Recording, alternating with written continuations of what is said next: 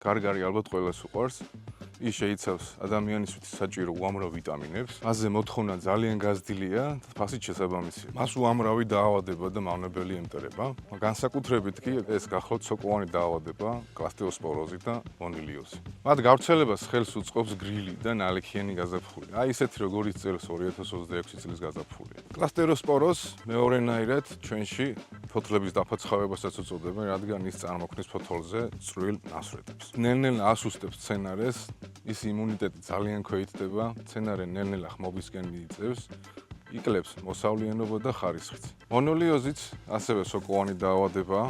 მას ხშირად შევამჩნევთ მომხმარი ტოტის სახით გარგარის ხეზე. თავიდან ის ვლინდება ყვავილის ფურცლებზე წვრილი ყავისფერი ლაქების სახით, რომელიც მერე შემდეგ მთელ ყვავილს მოიცავს. ყვავილიდან კი ტოტზე გადადის. მთლიანად ახმობს ტოტს ყვავილიანად. კლასტეროსპოროზის და მონილიოზის საწინააღმდეგოდ კომპანია ბარაქ აქვს თავაზობს პრეპარატ როკენოლს. ორი მოქმედი ნივთიერების, აზოქსისტოუბინის და დიფენოკონაზოლის კომბინაცია. მისი გამოყენება ეფექტურია როგორც პროფილაქტიკის მიზნით, ასევე დაავადების საწყის ეტაპზე. პირველად მისი გამოყენება რეკომენდებულია ყვავილობამდე კვირტების გაშლისას, ხოლო შემდეგ ინტენსიურ ყვავილობაში, რადგან ეს არის კრიტიკული მომენტი დაავადების ინფექციის შესაღწევად.